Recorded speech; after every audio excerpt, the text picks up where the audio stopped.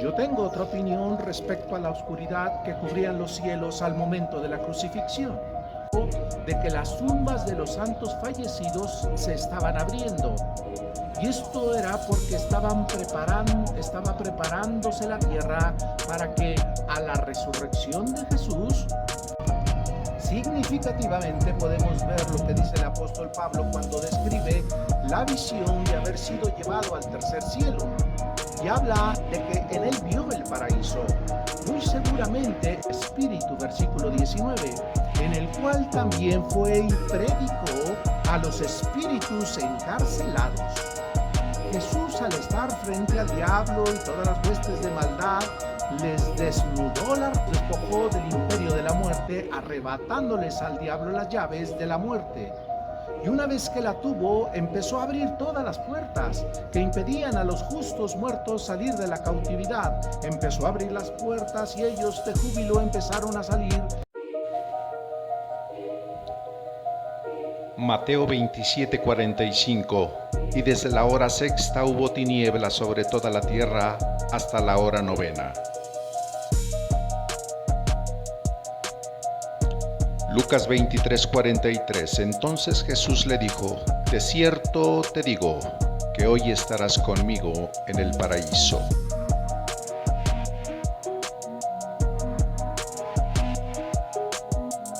Mateo 27:51, último párrafo. Y la tierra tembló y las rocas se partieron.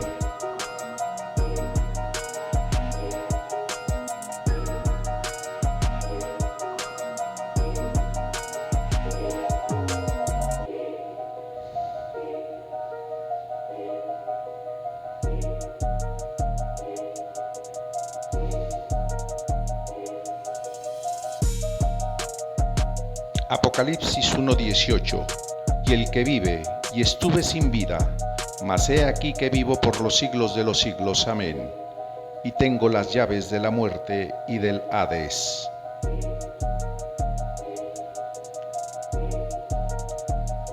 Efesios 4:8-10. Por lo cual dice: subiendo a lo alto, llevó cautiva la cautividad y dio dones a los hombres. Y eso de que subió, ¿qué es? Sino que también había descendido primero a las partes más bajas de la tierra. El que descendió es el mismo que también subió por encima de todos los cielos.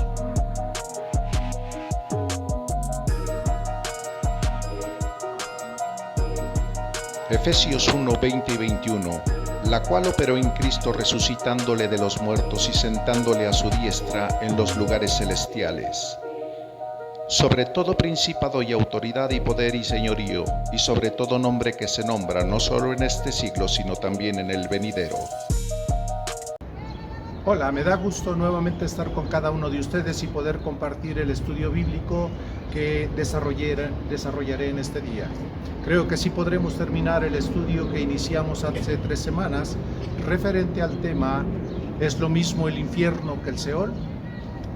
Gracias a Dios que podemos tener este punto de reunión a través de esta plataforma de YouTube y donde usted me puede encontrar en el canal Abogado Carlos Monroy. Así me puede localizar o así le puede decir a otros que me puedan buscar entrando a la plataforma de YouTube y poner en el buscador Abogado Carlos Monroy, Enter, y le desplegará toda la lista de estudios bíblicos que he subido para que también puedan ser bendecidos. Bien, iniciemos el estudio de hoy con una oración, si les parece. Padre, agradecemos tus bondades para cada uno de tus hijos. Estamos por iniciar el presente estudio, por lo que te pedimos que seas tú quien dirija la enseñanza, la edificación y las bendiciones que hemos de recibir del estudio. Todo esto te lo pedimos en el nombre de tu Hijo Jesucristo, sabiendo que la lluvia de bendiciones estarán sobre nosotros. Gracias en el nombre de Jesús. La enseñanza del día de hoy estará basada en comprobar qué pasó durante los 3 días que para muchos, si no es que para todos los seres humanos, pensamos que Jesús estuvo inerte en la tumba, la cual para nuestro conocimiento diré que no hay nada más alejado de la realidad que pensar que Jesús estuvo pasivo, esto es, sin movimiento alguno durante los 3 días posteriores a la crucifixión. Iniciemos el estudio bíblico haciendo notar todos aquellos detalles previos al fallecimiento de Jesús, porque todos van concatenados o entrelazados. Bien, ya que están llenos de simbolismos todos estos puntos que vamos a tratar, veremos y demostraremos el gran cambio que se estaba produciendo en los anales de la historia eterna.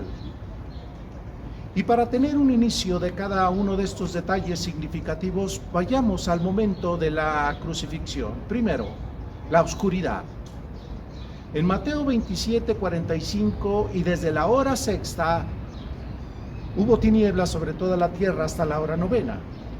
Hace poco leí una anotación en un libro de estudio que manifestaba que este evento mencionado en Mateo 27:45 era una manifestación de la naturaleza avergonzada de la maldad increíble de los hombres. A su vez cerraba el comentario diciendo que la naturaleza expresaba su simpatía hacia Jesús por la lucha que estaba llevando a cabo en la cruz. En referencia a esta opinión, que es muy respetable, sin embargo, yo tengo otra opinión respecto a la oscuridad que cubrían los cielos al momento de la crucifixión. Creo que el momento de la oscuridad que se da como un reflejo de las fuerzas de maldad encabezadas por Satanás y todas sus huestes espirituales en los aires, que estaban manifestando o reflejando el festín de alegría que les causaba el ver al Hijo de Dios colgado de un madero, golpeado, apuntalado con clavos en sus pies y en sus manos, observando el rostro de dolor que reflejaba al estar soportando todo el peso de su cuerpo en una posición vertical que hacía que le produjera un dolor inmenso. Los cielos se oscurecieron porque por esta ocasión todas las fuerzas de los principados y potestades de maldad estaban reunidas con un propósito de festejar, y su tema formal de reflejar su mal entendida alegría era una demostración de cómo las fuerzas oscuras celebraban su triunfo sobre Jesucristo. Ellos pensaban que lo tenían derrotado, que la guerra espiritual estaba llegando al punto de quitarle la vida.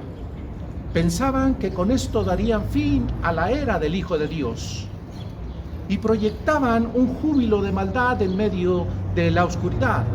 Cuán equivocados estaban, porque el haber pensado que quitándole la vida a Jesús les daría todo el poder para sus maldades.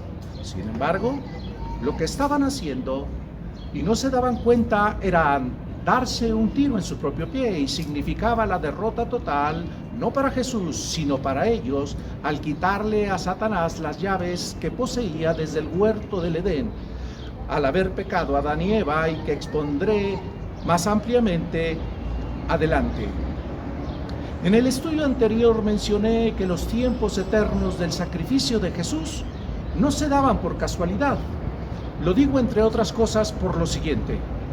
Sabía que la hora en que llevaron a cabo los sacrificios pascuales dentro del templo son las mismas horas en que Jesús expiró en la cruz. El Cordero Pascual, el Hijo de Dios, estaba siendo sacrificado en la cruz en los mismos tiempos, en las mismas horas en que los templos, en los tiempos instituidos para los sacrificios, era la misma hora de la muerte en que el Cordero Pascual, Jesús, estaba en la cruz. Segundo, el terremoto. No era la primera vez que ante un evento de carácter espiritual la tierra se estremecía. Lo podemos observar cuando Dios descendió en el Antiguo Testamento en el monte Sinaí. Escuchemos cómo lo dice el libro de Éxodo, Éxodo capítulo 19, versículo 18. Todo el monte Sinaí humeaba porque Dios había descendido sobre el fuego, y el humo subía como el humo de un horno, y todo el monte se estremecía en gran manera. Cuando dice que se estremecía el monte, es obvio que está hablando de una manifestación de la naturaleza. Esto era precisamente un terremoto como resultado de la Presencia de molestia Dios. En otra ocasión, el hijo del rey Saúl de Israel acudió a las filas de sus enemigos, los filisteos. Jonatán, o Jonatán, como muchos lo dicen también, había pedido una señal a Dios de confirmación, de que si podía derrotar a sus enemigos, le diera él una respuesta. Y Dios se la dio, por lo que cuando ataca a los enemigos filisteos y les quita la vida, dice la Biblia que vino un terremoto en esta región. En el primer libro de Samuel, capítulo 14, versículo 15, y hubo pánico entre el campamento y por el campamento y entre toda la gente de la guarnición, y los que habían ido a merodear, también ellos tuvieron pánico, y la tierra tembló. Hubo gran consternación. Otra ocasión en que se menciona la indignación de Dios por el pecado la encontramos en el Salmo 18:7. La tierra fue conmovida y tembló. Se conmovieron los cimientos de los montes y se estremecieron porque se indignó Él. El terremoto que se llevó a cabo en el momento en que Jesús fallece lo encontramos como eventos relacionados. Me explicaré. Al momento de que Jesús fallece es cuando se lleva a cabo el terremoto. Este es el primer evento. En el libro de Mateo capítulo 27, 50 y 51, más Jesús habiendo atravesado, clamando a gran voz, entregó el Espíritu, versículo 51. Y he aquí el velo del templo se rasgó en dos, de arriba a abajo, y la tierra tembló, y las rocas se partieron. El segundo evento se da a la resurrección de Jesús. Tercero, los santos salieron de las tumbas. Este terremoto del que les hablé primero, como primer evento, se da como reflejo de que las tumbas de los santos fallecidos se estaban abriendo. Y esto era porque estaba preparándose la tierra para que a la resurrección de Jesús pudieran salir los santos. Cuando Jesús resucita, los santos que habían fallecido salieron de sus tumbas. No se confunda, el terremoto fue primero y eso fue al momento de morir. Y el segundo momento es a la resurrección de Jesús, los cuerpos de ellos levantándose. No podían salir antes de la resurrección porque el Hijo de Dios apenas estaría para descender a lo profundo de la tierra. Usted probablemente se preguntará, ¿y por qué después de la resurrección y no antes? Primero, déjeme confirmarle que los santos se levantaron de sus tumbas a la resurrección de Jesús.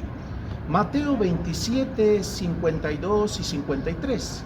Y se abrieron los sepulcros y muchos cuerpos de santos que habían dormido se levantaron. Versículo 53. Y salieron de los sepulcros después de la resurrección de él. Vinieron a la santa ciudad y aparecieron a muchos. Estos eventos significativos ocurren durante la muerte y resurrección de Jesús.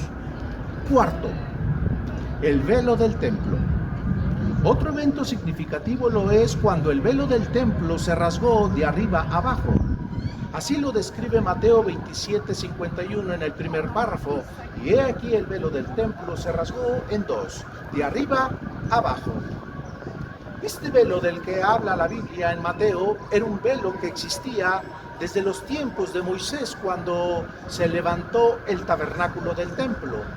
Se construyó dentro del tabernáculo un área habitacional, la cual estaba dividida. Esa división que había en el interior de esa habitación era un velo. A unas de las divisiones se le llamó el lugar santo y a otros se le llamó el lugar santísimo. El lugar santo podían entrar los sacerdotes en general, pero el lugar llamado lugar santísimo solo podría entrar el sumo sacerdote una vez al año. El velo fue hecho del más fino lino, de un azul púrpura y escarlata.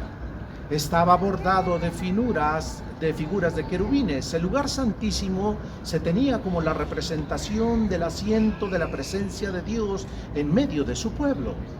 Cuando el velo rasgado de arriba a abajo significativamente se declara roto, significa que toda persona tendría acceso a la presencia de Dios. Es por eso que los personajes del Antiguo Testamento no podían ir directamente ir a la presencia de Dios, ni siquiera ir al cielo al momento de morir, ya que el acceso estaba restringido en tanto el velo del templo no se rompiera.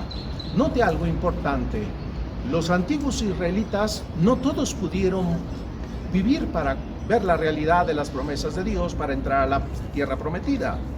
Unos porque físicamente su edad avanzada no se los permitía, otros como Moisés no le permitió entrar en ella, pero sí verla de lejos. El libro de Deuteronomio 34, 4 y 5 le dijo Dios: esta es la tierra de que juré a Abraham, a Isaac y a Jacob, diciendo: a tu descendencia la daré. Te he permitido verla con tus ojos, mas no pasarás a ella. Versículo 5. Y murió ahí Moisés, siervo de Dios, en la tierra de Moab, conforme al dicho de Dios. Se le llamó la tierra que fluía leche y miel. Esta expresión era por la riqueza natural de toda la región donde iba a habitar el pueblo de Israel. Sin embargo, todos aquellos que entraron a la tierra prometida, como aquellos que no lo pudieron hacer, todos sabían que después de morir habría un Mesías que algún día vendría a la tierra a rescatarlos. Les daría la posibilidad de un lugar eterno al lado de Dios. Así murieron en esta fe y en esta esperanza en el libro de Hebreos capítulo 11 versículo 13. Conforme a la fe murieron todos estos sin haber recibido lo prometido, sino mirándolo de lejos y creyendo y saludándolo y confesando que eran extranjeros y peregrinos sobre la tierra. En el versículo 14, porque lo que esto dice claramente da a entender que buscaban una patria. Versículo 15, pues si hubiesen estado pensando en aquella de donde salieron, ciertamente tendrían tiempo de volver. Versículo 16, pero anhelaban una mejor, esto es, celestial, por lo cual Dios no se avergüenza de llamarse Dios de ellos, porque les ha preparado una ciudad. Y esa promesa para los antiguos también es para nosotros en nuestros días, ya que Dios no hace acepción de personas. Leemos en el libro de Hebreos capítulo 11 versículo 40, proveyendo Dios alguna cosa mejor para nosotros, para que no nos fuesen ellos perfeccionados aparte de nosotros.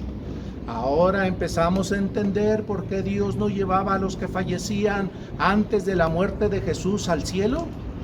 Dios con todo su poder y su gloria lo podía haber hecho, pero Él no rompe sus propias reglas, por lo que planeó el momento desde la eternidad para lograr, a través de la muerte de Jesús, poder sacarlos del Seol y llevarlos a un lugar distinto.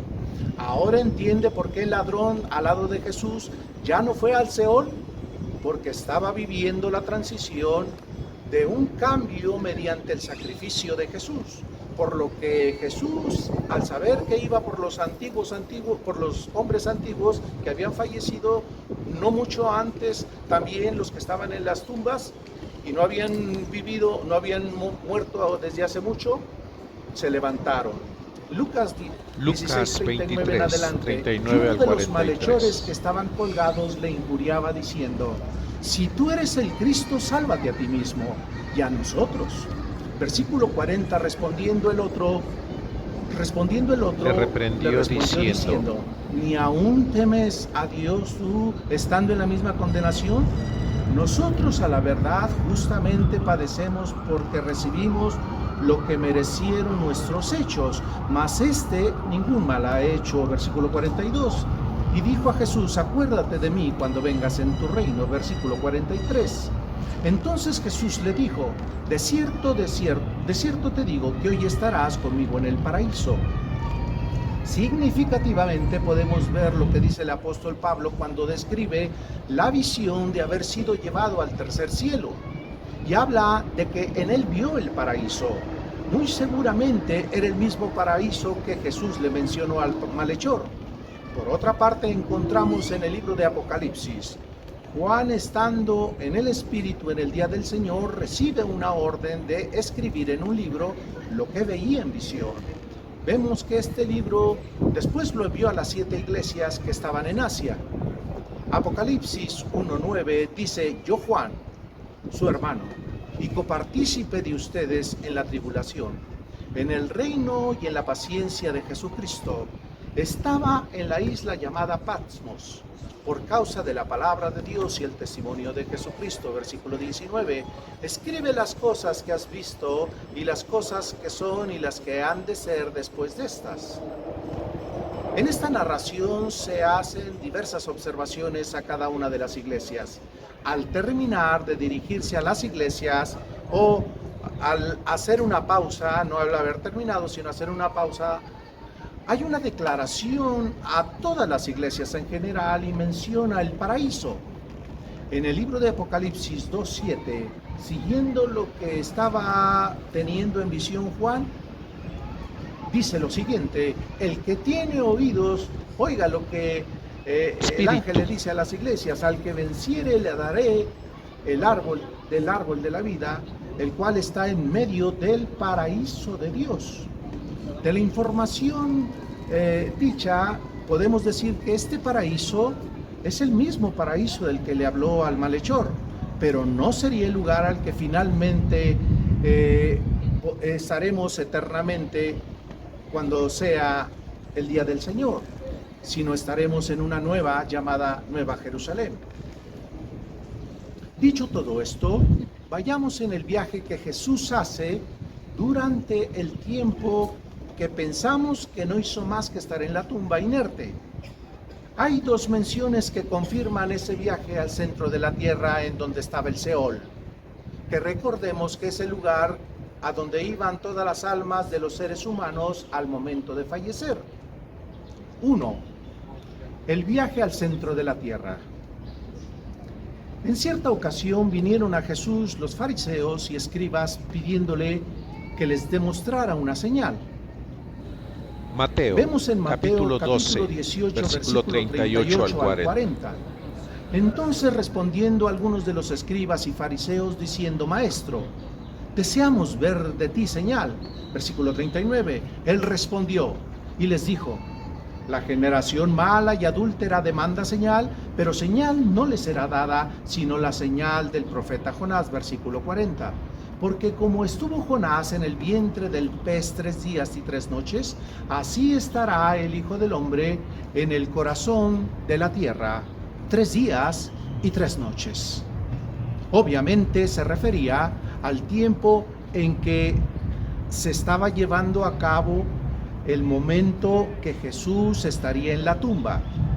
Jesús está haciendo alusión clara entonces y precisa de que este centro de la tierra, en el cual estaría por 3 días y 3 noches, es obviamente una expresión en relación al tiempo que pasaría después de morir en la cruz. No dice nada más, pero sin embargo el apóstol Pablo nos da luz del motivo por el que fue al centro de la tierra, esto es, al Seol.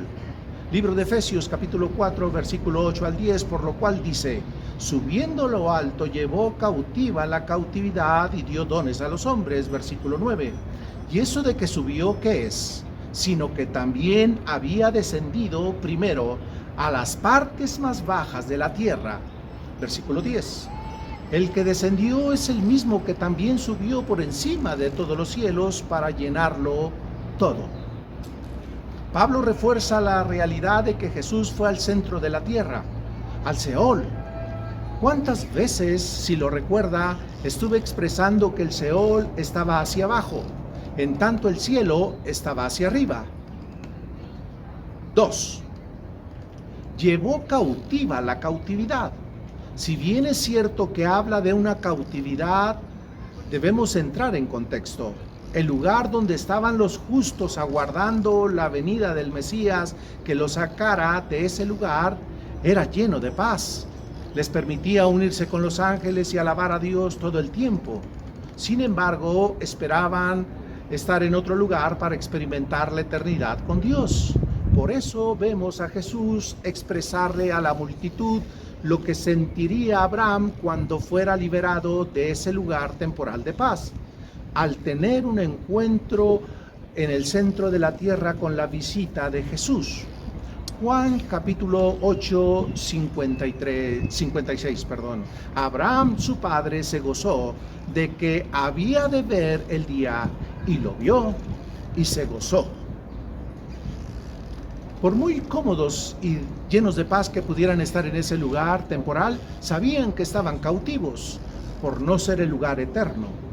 ¿Qué tuvo que hacer Jesús aparte de pagar el precio de sangre por la humanidad y poder declarar consumado es? La respuesta sería ir por ellos, por un lado, pero por otro lado, restregarle en su cara al diablo la factura de consumado es, o deuda pagada, y quitarle las cosas materiales e inmateriales que no le pertenecían, pero de las cuales se había apropiado sin derecho. Una de ellas, 3.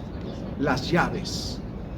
El diablo se había apropiado del imperio de la muerte, que no es lo mismo que de los muertos justos.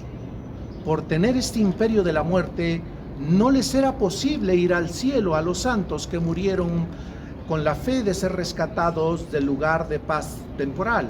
En el libro de Hebreos capítulo 2, versículo 14 y 15, así que por cuanto los hijos participaron de sangre y carne, él también participó de lo mismo, para destruir por medio de la muerte al que tenía el imperio de la muerte, esto es, al diablo. Repetir esta parte última. Participó de lo mismo para destruir por medio de la muerte al que tenía el imperio de la muerte, esto es, al diablo, versículo 15, y librar a todos los que por el temor de la muerte estaban durante toda la vida sujetos a servidumbre. Es fascinante oír de Jesús que no solamente fue por los que estaban cautivos, sino que pensó en nosotros, a tiempo presente y por los que habrán de venir a tiempo futuro, por medio de Jesús o al conocimiento de Jesús, para que en un futuro eterno podamos disfrutar entonces de un lugar que Jesús nos ha preparado para estar con Él eternamente. El libro de Juan, capítulo 14, 2 y 3. Y en la casa de mi Padre muchas moradas hay. Si así no fuera, yo se los hubiera dicho. Voy pues a preparar lugar para ustedes. Y si me fuere y les preparare el lugar, vendré otra vez y los tomaré a mí mismo, para que donde yo estoy, ustedes también estén. Estando en el centro de la tierra, esto es el Seol, fue para recordarle al diablo y a todos aquellos ángeles que le siguieron en su rebelión, y les predicó también a las almas injustas las razones de por qué padecían tormento, del cual no podrán y no podrían jamás salir, como un reflejo de cómo Dios se manifiesta en justicia. Él no nada más los condena, sino les explica por qué están en una condición de oscuridad y de sufrimiento. En el primer libro de Pedro, capítulo 3, versículo 18 y 19, porque también Cristo padeció una sola vez por los pecados, el justo por los injustos, para llevarnos a Dios, siendo a la verdad muerto en la carne, pero vivificado en el Espíritu, versículo 19, en el cual también fue y predicó a los espíritus encarcelados. Jesús, al estar frente al diablo y todas las huestes de maldad, les desnudó la ropa y los derechos que se habían autoatribuido sin tener ninguna facultad para habérsela tomado, por lo que al estar con ellos los avergonzó. En Colosenses 2:15, y despojando los principados y a las potestades, los exhibió públicamente, triunfando en ellos en la cruz. No solo los exhibió, sino también los hizo que se pusieran de rodillas, tanto los que estaban debajo de la tierra como los que andaban felizmente rodeando la tierra para hacer maldades. En el libro de Filipenses 2:10, para que en el nombre de Jesús se doble toda rodilla de los que están en los cielos y en la tierra y debajo de la tierra. Por último, los despojó del imperio de la muerte, arrebatándoles al diablo las llaves de la muerte. Y una vez que la tuvo, empezó a abrir todas las puertas que impedían a los justos muertos salir de la cautividad. Empezó a abrir las puertas y ellos de júbilo empezaron a salir inmediatamente de ese cautiverio en el que se encontraban, aunque era un lugar lleno de felicidad. Era un cautiverio que no les permitía llegar a la presencia a su máxima expresión en Apocalipsis 1:18. Y el que vivió y estuvo muerto, mas he aquí que vivió por los siglos de los siglos. Amén. Y tengo las llaves de la muerte y del Hades. Por eso, con todo derecho, expresó en la primera carta a los Corintios, capítulo 15, versículo 55. ¿Dónde está, oh muerte, tu aguijón? ¿Dónde, oh sepulcro, tu victoria? Manifestando esto el apóstol a través de estar hablando el Espíritu Santo por sus labios. Era una expresión. Estas llaves que le arrebató al diablo significaban que ahora quien tenía el control eterno de la muerte y del Hades solamente era Jesús y nadie más, por derecho, por autoridad y por poder. En Efesios capítulo 1, versículo 19 y 20, y cuál la eminente grandeza de su poder para con nosotros, los que creemos, según la operación del poder de su fuerza, versículo 20, la cual operó en Cristo resucitándole de los muertos y sentándole a su diestra en los lugares celestiales, sobre todo principado y autoridad y poder y señorío y sobre todo nombre que se nombra no solo en este siglo, sino también en el venidero, versículo 22. Y sometió todas las cosas bajo sus pies y lo dio por cabeza sobre todas las cosas a la iglesia. De esta manera queda entendido cómo en los tiempos antiguos la gente iba al Seol, que era el lugar a donde iban todos, justos e injustos, y dentro del Seol había una separación o una división que era el lugar de tormento, donde iban los injustos, y un lugar de paz, donde había reposo también. Y en ese espacio era donde estaban las almas justas y que habían muerto con la esperanza de que algún día vendría un Mesías a sacarlos de ese lugar. Jesús baja al centro de la tierra, va por ellos y los lleva al lugar del paraíso, al lugar al cual le dijo. Es ahí cuando descubrimos a qué lugar los llevó, al paraíso, porque así le prometió al malhechor Jesús que lo llevaría. Hoy estarás conmigo en el paraíso, ya no en el Seol, sino en el paraíso, sino en el lugar eterno a donde yo los llevaría. Sin embargo, no es el lugar final donde se estará. Habrá un cielo y una tierra nueva el día que todos veamos el día del Señor y podamos eternamente estar con Él, una tierra nueva y un cielo nuevo. Con esto doy por terminado el estudio. Gracias por su atención y por la bendición que nos produce ser edificados con estas enseñanzas todos nosotros. Bendiciones. Por último, antes de cerrar, quiero decirles que los videos que se están regularmente subiendo los jueves, viernes y a veces los sábados, ahora definitivamente ya van a quedar subidos los días sábados y domingos. Nada más. Ya no se va a empezar desde el viernes, sino nada más los sábados y los domingos se subirán videos para las nuevas lecciones. Bendiciones. Hola, les habla el abogado Carlos Monroy. Es para mí un gusto poder estar nuevamente con ustedes. Agradezco el que puedan estar viendo cada uno de los estudios que estoy subiendo semana con semana. Les recuerdo que antes de iniciar, le invito para que usted se suscriba al canal YouTube Abogado Carlos Monroy.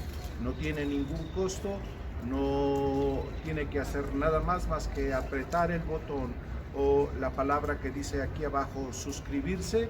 Usted aprieta suscribirse y la campanita para que de esta manera cada vez que yo suba un video, lo que va a hacer YouTube es avisarle en su aparato que se ha subido un nuevo video para que usted pueda tenerlo en el momento en que está saliendo. También quiero invitarle para que aparte de que se suscriba, que también si le gusta el video que usted va a ver o ha estado viendo en otros videos que he subido, usted le dé manita arriba, esto es el pulgar hacia arriba, para que usted también pueda manifestar que le agradó el video. De esta forma, entre más veces se ponga manita arriba, el algoritmo de YouTube va a hacer que el video o los videos que se suban se reproduzcan con mayor cantidad de veces, y esto obviamente al ser palabra de Dios va a ser bendición para muchos que vean los videos. También quiero avisarle que ha habido cambios en el banco en donde usted ha estado depositando. Antes se llamaba Citibanamex, ya no se llama Citibanamex. Ahora le quitan la palabra Citi y ya nada más se pone Banamex. La clave interbancaria es la misma, todo sigue igual, el número de transacción para que usted pueda hacer depósitos también es el mismo, no varía. Lo único que se quita es Citi, la palabra Citi, y queda nada más Banamex, clave interbancaria, y es la misma que siempre ha aparecido. Le aviso para que si usted ve un video anterior y todavía dice Citi, pues ya nada más no le ponga Citi, nada más póngale Banamex. Repito, Citi y Banamex se han hecho dos instituciones separadas. Ha habido una escisión, es lo que llamamos en términos legales, ha habido una escisión, o sea, se han separado una institución y otra, y de esta manera ya nada más queda Banamex. Yo le invito para que usted pues pueda hacer los depósitos de hoy en adelante a través de Banamex. También le quiero decir que agradezco a cada uno de ustedes que hayan estado viendo cada video, pero quiero también, si es posible, que lo promuevan con su amigo, con sus vecinos, con sus familiares. De esta manera podemos seguir adelante con los videos. Bien, esto es todo de mi parte.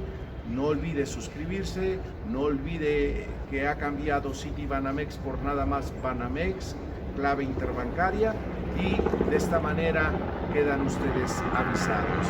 Les agradezco, y cada uno de ustedes que ayuda con su aporte económico, también le agradezco, y le agradece Dios lo que usted hace por esta labor de llevar a cabo la palabra de Dios mediante estos estudios espirituales. Le agradezco. Bendiciones.